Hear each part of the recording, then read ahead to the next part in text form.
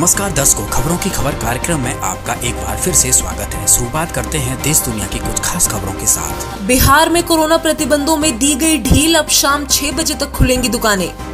BSF ने भारत बांग्लादेश की सीमा को अवैध रूप से पार करने के जुर्म में एक चीनी नागरिक को किया गिरफ्तार। मामले में बंगाल एसटीएफ ने शुरू की जांच।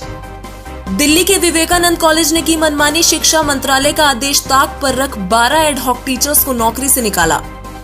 टीकाकरण अभियान में हुआ बड़ा खुलासा, 2/3 हेल्थ वर्कर्स ने लगवाई ही नहीं है वैक्सीन की दूसरी डोज। अब वैक्सीनेशन सेंटर में भी 18 साल से बड़े हर शख्स का होगा कोविन एक्ट पर रजिस्ट्रेशन, स्वास्थ्य मंत्रालय ने दिए निर्देश। उत्तर प्रदेश में सोमवार 21 जून से नाइट कर्फ्यू में मिलेगी छूट, राज्य में पुनः खुलेंगे मॉल्स और रेस्टोरेंट। वैक्सीन के दुष्प्रभावों के चलते एक बुजुर्ग की हो गई मौत। देश में ऐसा पहला मामला देखे जाने के बाद सरकार बोली मौत का खतरा नगण्य है। जगत गुरु तत्वदर्शी संत रामपाल जी महाराज जी के सानिध्य में मध्य प्रदेश, राजस्थान और उत्तर प्रदेश के अलग अलग जिलों में 9 दहेज रहित विवाह हुए संपन्न। सादगीपूर्ण किए जाने वाले इन विवाहों की खास बात यह थी कि यह महज 17 मिनट में गुरुवाणी से संपन्न हुए थे।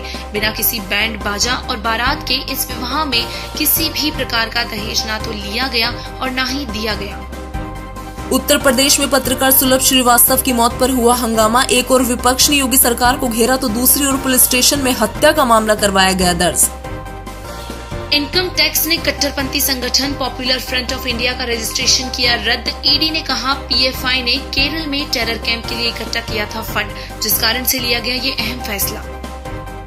आईसीएमआर ने बनाई अनोखी योजना, अब दुर्गम इलाकों में ड्रोन से होगी वैक्सीन की डिलीवरी। इसी बीच तेलंगाना सरकार ने लॉन्च किया ड्रोन डिलीवर प्रोजेक्ट। वैक्सीन के दाम पर अब एक बार फिर से शुरू हो चुकी है दलीलें। भारत बायोटेक ने कहा सरकार को लंबे समय तक 150 रुपए में नहीं दे सकते हैं कोवैक्सीन का डोज।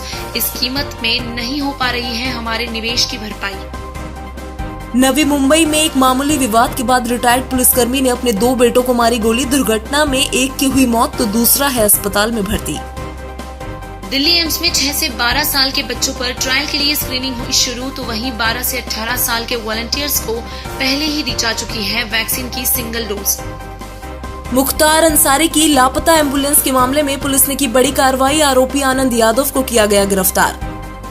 द इकोनॉमिस्ट की रिपोर्ट में सरकार द्वारा कोविड कैजुअलिटीज को छिपाने का किया गया दावा। रिपोर्ट के मुताबिक दुनिया में दिखाए गए आंकड़ों से 1 करोड़ 30 लाख अधिक मौतें हुई हैं। सीबीएसई ने 12वीं के रिजल्ट का फॉर्मूला किया जारी। बोर्ड ने सुप्रीम कोर्ट में कहा 31 जुलाई तक रिजल्ट जारी करेंगे। जो स्टूडेंट संतुष्ट नहीं उनके लिए रखा जाएगा अलग एग्जाम का ऑप्शन।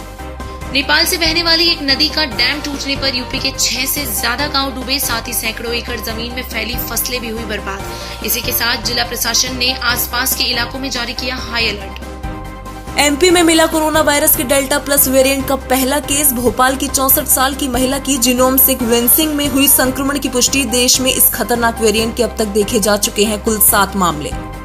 किसान आंदोलन में प्रदर्शन स्थल पर एक युवक की जिंदा जलकर हो गई मौत। मृतक के परिजनों ने आंदोलन में शामिल 4 लोगों पर लगाया हत्या का आरोप। बाबा रामदेव के खिलाफ दर्ज हुआ एक और केस। एलोपैथी पर भ्रम फैलाने के आरोप में आईएमए ने कराई एफआईआर। तमिलनाडु में एक एनजीओ ने सरकारी आंकड़ों के गलत होने का किया दावा। कहा सरकारी आंकड़ों से कहीं अधिक है कोरोना से हुई मौतों की संख्या। पूरे विश्व भर में लोगों को कोरोना का टीका लगवाने के लिए अपनाए जा रहे हैं अनेकों नुस्खे। कहीं मुफ्त गायें तो कहीं मुफ्त शराब, गांजा, पेस्ट्री आदि का दिया जा रहा है लालच। श्रीनगर के नौगांव में सुरक्षा बलों ने एक आतंकी को मार गिराया। एनकाउंटर के बाद ग्रेनेड समेत भारी गोला बारूद भी किया गया बरामद। सरकार और ट्विटर में चल रहे विवादों को लेकर सूचना प्रौद्योगिकी मंत्री रविशंकर प्रसाद बोले सोशल मीडिया प्लेटफॉर्म को बैन नहीं करना चाहते, लेकिन कानून का पालन तो हर हाल में करना होगा।